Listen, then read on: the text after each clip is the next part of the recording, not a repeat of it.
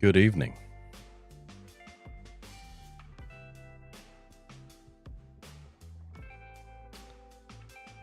So, never really done a video like this where I'm just gonna kind of go off the cuff and talk about things. In the past, I tried having like some just chatting nights and stuff like that, but hey, Nordic. But yeah, I don't really have a whole lot of people that join regularly to talk about. It is kind of a bummer there, Nordic. But this game has been like a huge part of a lot of people's lives. And it's coming to an end. Well, a new end, I guess. New beginning. Basically, Destiny 2 is going into purgatory. So I'm sure if you're joining or if you've seen the news, if you're a fan of Destiny 2, you've seen it. You've heard about it. You feel however you feel about Destiny as a franchise. You feel however you feel about Bungie. But there's no denying that this game has been a monumental success and a big part of a lot of people's lives. It's brought people together. They've made lifelong friends.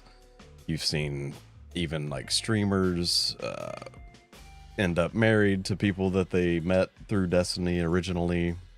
I think Dado and his wife are they started off as like streamers or whatever, and now they're together. But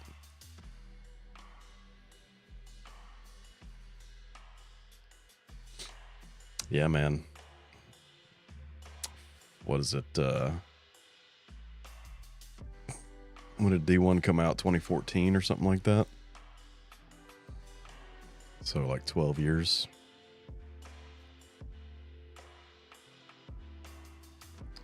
So yeah, just kind of wanted to touch on it. I just started back as a new light because I built a PC back in October of last year.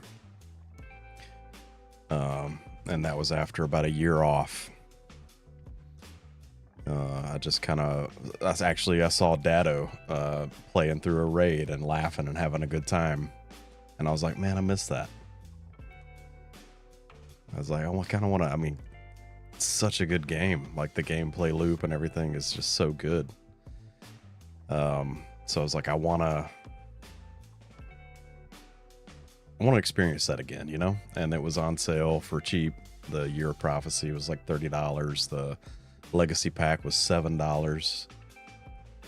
And I was like, screw it, you know? I got a little disposable income, so let's just jump back in. Let's experience this whole thing as like a new light and see what we can do with it. Like trying to basically like go in with a fresh mindset, avoid, the meta, avoid the chase, and just play it for what it is.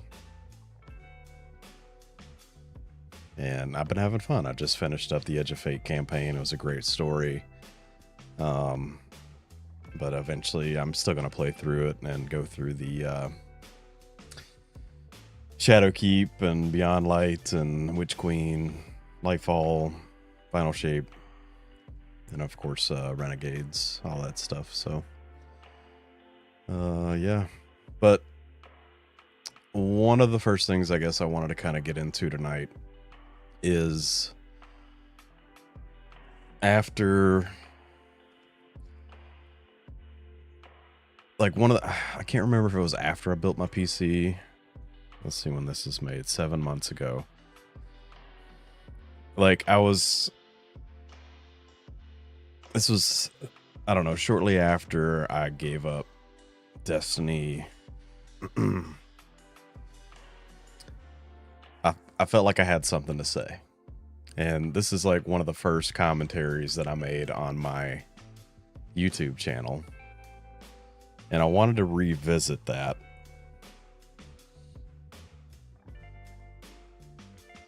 and kind of watch it over again, because it's, especially with all the news now, I mean, it's been months since I, actually watched it, probably 6 months, even though I posted it about 7 months ago, but kind of wanted to rewatch it, and then we'll go through the TWID, and I'll just kind of give some of my takes on some of it.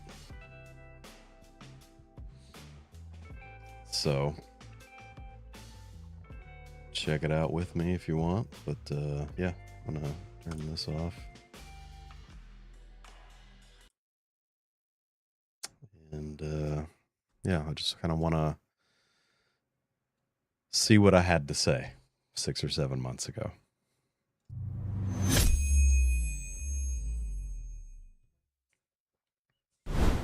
Hey, what's up, gamers and guardians? I'm nobody, but you can call me Enzo. In this video, I want to talk Destiny 2. Look at that guy. And kind of throw out my perspective of the game during my time playing it, why I left, and why I'm still somewhat attached. I do have a bit of a script. I kind of jotted down a lot of the points and things that I wanted to say, so I'm going to be kind of referring to that as I go through so I don't get off track. So I know you're probably tired of hearing about it. Yeah, I just shaved and I got to grow it back, man. I've like regretted as soon as I did it. I will say too, all of this footage, as you can see in the in the left side of the screen there, this is all like outtakes and old footage, even before the new, well, obviously before the newer content, because I didn't play it, but this is all just stuff I pulled from my YouTube when I was streaming like on PlayStation, a while back. But yeah, all right, take it back a little bit here. Kind of referring to that as I go through so I don't get off track. So I know you're probably tired of hearing about it, or maybe you actually love this sort of negative press it's receiving lately. Either way, I'm like an average Joe type of gamer. With my views, they can feel similar and different to those of like the community streamers, because I don't make a living playing this game for an audience. So this is my definitive like experience as a casual gamer, and sort of why that matters to this story. I loved this game. So a little history of my time here. Full disclosure, I'm not a lifer. When all was said and done, I logged about 3,000 hours, which is pretty respectable for a casual gamer. I started playing Destiny 2 with a friend as part of our Friday night gaming sessions, and shortly after the Witch Queen expansion released. I think it was towards the end of Season of the Haunted. So my friend and I had also picked up the expansion bundle, which included their Forsaken pack, RIP to that campaign, Shadowkeep, Beyond Light, and the 30th anniversary collection to sort of help broaden what content was available to us. As we went through the campaigns, I started to see the appeal. The game was quickly becoming just a blast to play. The gunplay was top-notch. Ability spam lit up the screen. By the way, look at that gameplay in the background. Like, I'm just sitting here in this clip with Graviton Lance and some, well, this was obviously Heresy, the season of Heresy or whatever it was. Yeah, just look at the, like, how I let off a few shots and then just how everything dies. The campaigns keeps exploding. The appeal. The game was quickly becoming just a blast to play. The gunplay was top-notch. Ability spam lit up the screen in spectacular fashion, and I felt powerful. Powerful, man. As we got deeper, there was a lot to learn about the systems used in Destiny 2. So I began to look up tutorial-style videos and came across powerhouse content creators. You might have heard of them. Astacross, Mactix, Dado, my boy, Rick Cacus. And, there was also some Sweatsicle, Lucky 10P, Evan F, Fallout Plays. They were all in the mix, and there were many others that I'd come across that would help shape my growing this knowledge right of the here. builds, the tactics. Pretty sure this clip right here too is whenever like PlayStation had this huge outage right around the contest mode for what is it, Sunder Doctrine, I think. Yeah, it was the dungeon. And then they re-released it like on contest mode so you could try your hand at it. But by that time, you know, we'd run it several times on normal. So we knew what we were doing, and this is actually the completion we got for the contest mode version. You know, a little bit of a cheat, I guess, because we had already played it, but yeah, got clips of it. Growing knowledge of the builds, the tactics, and not only like game and community lore, but the lore of D2's universe. And I started gobbling it up. There was a point in which I started to get interested in exploring the raids, dungeons, GMs, you know, the end game. And I still remember before that, like exploring the game early on and not really knowing what a raid was. I just thought it was this higher skill content for anyone to play. As I became more comfortable and competitive enough in PvE content, I jumped into the Vault of Glass raid solo. Because, yeah, I didn't know I needed 5 other players to help me through it, so I'm Yeah, I plate thought to I plate. was I thought I was getting good enough where I could like, oh, raid. I know that that's like end game hard activity, but I didn't know it was like mechanics heavy and you needed a team. So I just jumped in there one day and and try. I was like, what the hell is going on here? I couldn't do anything. And I see the little plate rise, and I couldn't get anywhere. I wanted to do the raid, though, and I also heard that Garden of Salvation was a good starting point. So one night when I had plenty of time, By the way, I heard that Garden of Salvation, some I don't know, insane person told me Garden of Salvation. Oh, that's a good one to start with. Probably because it was one of the earlier ones that was still available in Destiny 2. I don't know what insane person told me that, but that was like one of the worst experiences I ever had. Trying to learn a raid with some randoms, and I swore then that I was like, I will never do another raid. But ultimately, got to a point where it was something I wanted to do more of. searched the companion app for the raid, and I jumped in. Back when they had the And companion it was or a the freaking nightmare. they I had the no idea what I was doing the whole time. back it up here. That was when they had the I think it was guided games beta. Like where you could just click on like the orange icon next to the raid and like hope to find a fire team.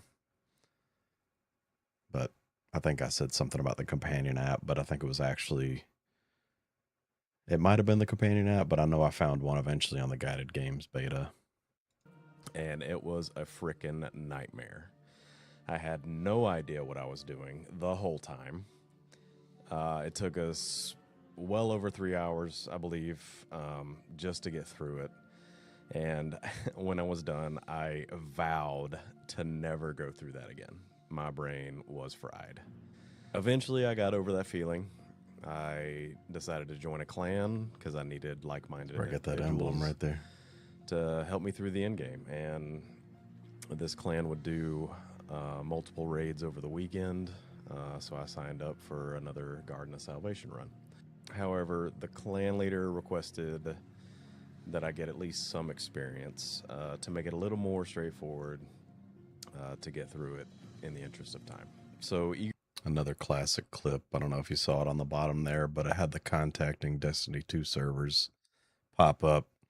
This is when I was running solo on the Dreadnought, and I was on the last boss or whatever, the Tormentor, when that started popping up. eager to do my part, I logged in one day and clicked on the guided games beta. I don't know if you guys remember that. Well before the Fire Team Finder. And I was actually picked up instantly by a group of Giga Chads. And not only were they willing to teach me by explaining and allowing me to do mechanics, but after I explained to them I was going to run it with my clan to get divinity, and my quest was up to the point of doing the raid puzzles, they offered to run me through it with no hesitation. They're like, let's do this. So this was a foundational experience with the D2's community, that they were invested in other players having the same experiences that they had. We went through the raid. It was quick and painless. They explained it very well, and we had a few laughs along the way. It was great. So from there, I was hooked with each new raid that I learned. There it is. And Error code even weasel. with the first couple of runs, I remember feeling that excitement, that feeling of anticipation that flutters at the top of your stomach when something fun's about to happen. And it was like a dopamine hit. Like with any feeling of euphoria, eventually you build up a tolerance. So you start experimenting with new builds, melee-only raids, or whatever, just to keep it interesting. So from there, I learned the game. I knew the mechanics. I knew the systems at play. And I kept going, forging through the story. This is me and a group of guys cheesing the GM, because you could get up on the top of the catwalk up there and just shoot everything.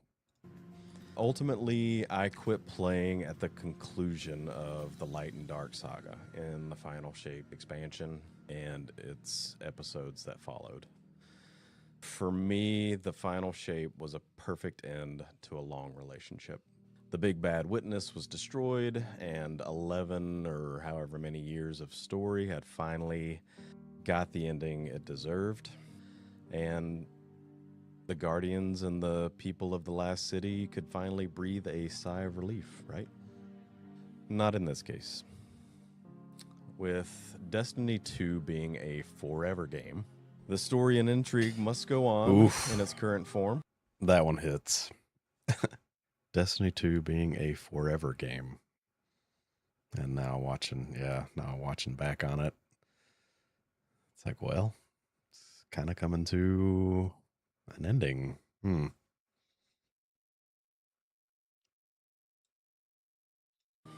And with Destiny 2 being a forever game, the story and intrigue must go on in its current form, and we cannot rest until every threat is examined. Come on, man, let's be honest. The end of the Final Shape campaign was the perfect place for Destiny 2 to enter Purgatory. Marathon could jump in as an alternate, and I'm not even going to touch on that story. D3 could begin development while ensuring all the components and resources involved could sustain the live service model that Bungie wants this game to continue to be. Graphics aren't an issue. The game looks great for being an 8-year-old game, but the code and the underlying structure of the engine has aged in dog years. And I still stand by that too, man. Like, when I uploaded it, or like went on to play it on PC and stuff, the graphics are fine. Like, it still looks great. Like, I mean, you got the particle effects, you got the bright, the HDR, the bright, the dark. It's not like ultra realistic like some games coming out now feel like they have to be with the path tracing and all that sort of stuff. But like, you could keep the game looking the same. And you're right, the Tiger engine is dated. It can't handle what they wanted this game to be. That's why every big update, there's something that goes wrong. Because it's like spaghetti code. But man, if they like built a new engine from the ground up, even if it just looked the same, but kept in mind that it could, carry into forever, it would be fine. Aren't an issue. The game looks great for being an 8-year-old game, but the code and the Yep. underlying structure of the engine has aged in dog years.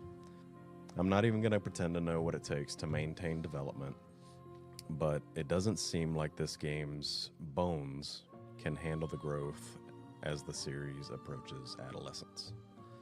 With every update, seemingly there's something within its spaghetti code that breaks, and sure, these guys and gals are so familiar with their old faithful of a Buick, they know just how to patch it up and keep it running. But I don't know if it's sustainable for the longer term like they want it to be. In my opinion, develop a new engine, drop the number, and just call it Destiny. Full factory reset, include everything starting at the edge of fate, because that's the beginning of a new story arc, but nothing else carries over. New systems and advancements are integrated at baseline, and it can grow forever from there. I'd be fine. And I still kind of agree with that too. Because Edge of Fate started this new saga, this new story arc that they said was going to be like kind of a shorter story, but like a 2-year arch or something like that. And similar to how Destiny 2 had some of like Destiny 1's story, like even though Edge of Fate started kind of in Destiny 2 era, like if you started a Destiny 3, and especially now since they're cutting it off, they're not going to finish it. Like if they develop a Destiny 3, start it with the Edge of Fate, go to Renegades, like have that be kind of the first year, maybe add some extras or tweak it a little bit or whatever, and have that be the starting point, flesh out that story arc of the 9, because it seems like there's a lot there, that could potentially give a lot of content, or just take a whole different approach. But like, you already have some content that you can kind of throw in there, even if it was just part of the new light or whatever, the introductory campaign or something. Fine with that.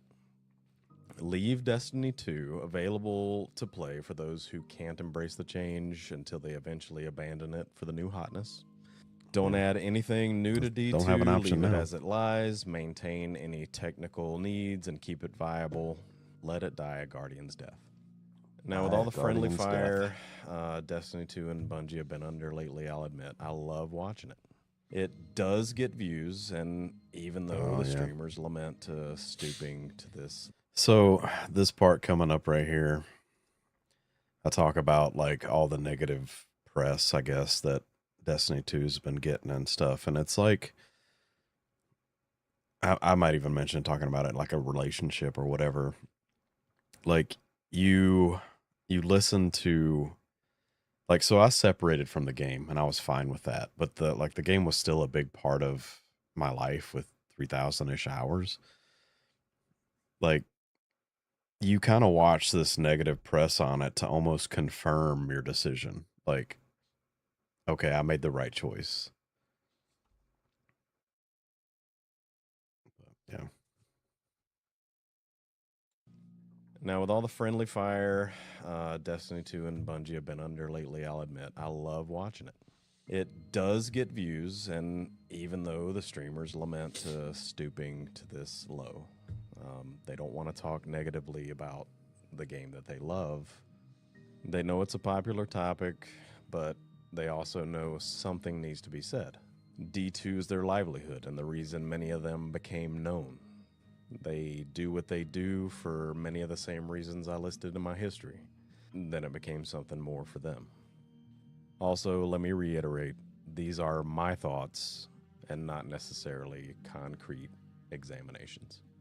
To be honest, I watched this house burn because I used to live there. It now confirms to me that I got out in time. It provides me. Man, that hits, man. It's like you lived at this house forever and now you're watching it burn, and you just stand there because you're in shock of like what's happening right in front of you. And you're like, I can't believe it came to this kind of thing. Damn. Solace. It helps me come to grips with my departure, and I feel validated. On that note, the content creators are fed up as well. For them, it might feel like this long-term relationship that's gone stale. Like their partner has stopped trying, they barely keep up appearances anymore, they've become lazy, and the grind to their pinnacle cap just feels long, arduous, and just not worth it. It's scary to leave something you love. I'm confident that most will be fine. They have the personality and the fan base that's going to follow them anywhere. And I went through today too, and I was watching all like the content creators' reaction to the TWID. And a lot of them are scared. Like you can tell, like they're thinking, what the fuck am I going to do now? Because Destiny 2 is what got them there, and it's been a part of their life for 12 years. And you can see it, man. They're like, kind of like, well, where do I go from here? You know, I know some of them have branched out onto other things, but it nothing really right now seems to really bring in the player base that they targeted quite like Destiny 2 did. And from time to time, they'll remember the fun they had and look back on it fondly.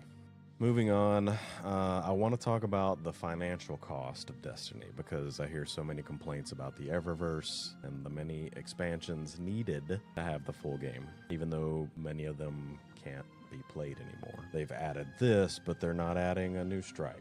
You can pay for Taken armor, but we don't get any new activities. Some might feel like they've been robbed because they paid for an expansion like the Forsaken campaign and they can't play it anymore. I can get on board with this. I never played the Forsaken campaign. I guess a lot of the systems that came in with Forsaken are still there. I hear about it being like the reawakening of Destiny and the revitalization. They kind of brought it back and grew its fan base. But I can't play it. I never have, so I guess I never will. If you buy something, it should be yours to keep. You clicked the button that says buy now or purchase. And now, I know there's some kind of petition online to have digital purchases remain accessible. I'm not sure where that's going to go. But in the meantime, would it make sense to refund a portion of that amount when content's removed?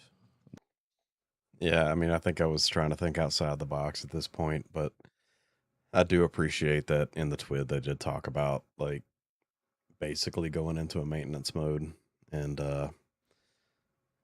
keeping it available to play. And just like D1, it'll just be there and say you can always play it or whatever, but I mean at least they're doing that and not just taking it offline completely. They've taken something away from you. So I don't know, give these buyers like 1,000 silver or something. It's digital currency. Who cares? Anyway, if they're not going to leave the content available, change the store verbiage to access or rent. At least then it gives the indication that it's not a forever. It's kind of bigger picture thoughts right there. So now the cost of Destiny 2 for me, it was pretty straightforward to look back exactly how much I spent, looking through my transaction history on the PlayStation app. And since 2022, I bought the game for $742. Of that, $395 was spent on silver. Shit. So really, I paid about $350 for the content. If you're one that's just thinking about jumping in, I know what you're thinking. Man, that's a lot of money for one game. But I'm going to break it down for you. With 3,000 hours in the game, I was spending about 12 cents an hour. It's pretty cheap, honestly. With all the cost included, it would come to about 25 cents an hour. On the other hand, if I pay $70 for a game and I spend 100 hours in it, and that's kind of giving it some grace, then I've spent 70 cents an hour. So the cost is what you make of it. Not to mention the friendships forged along the way, the laughs, the dopamine hits, and all the other memories. For sure, When it comes to the Eververse, I will say some of it is way too expensive. And like I said before, it is a big part of people's lives because it was there for so many years, and the lore and the characters you meet along the way and the friends you meet playing raids, dungeons, clans, all that stuff, man. You meet some. I mean, I still like when I joined a clan. There's one guy that I join up with now that came into like our Friday night game night that I played Destiny with, and we're playing Baldur's Gate 3. So it's like, yeah, you kind of meet these people that you connect with and kind of continue, you know. $20 for a set of armor. $20. Yeah, that's on a lot. one character. Still a lot. So give me a break, man. Now, I did love making sure that my drip in game was top notch. And if I can fly around the galaxy in an Echo 1 station wagon while wearing a Stormtrooper armor set with a Zur Ghost, you better believe I'm going to. And I was a Warlock main. So if it's worth it to me, I was a Warlock main, but I was disposable buying income, Titan shit. Stream's freezing? Oh. Yeah, I wonder why.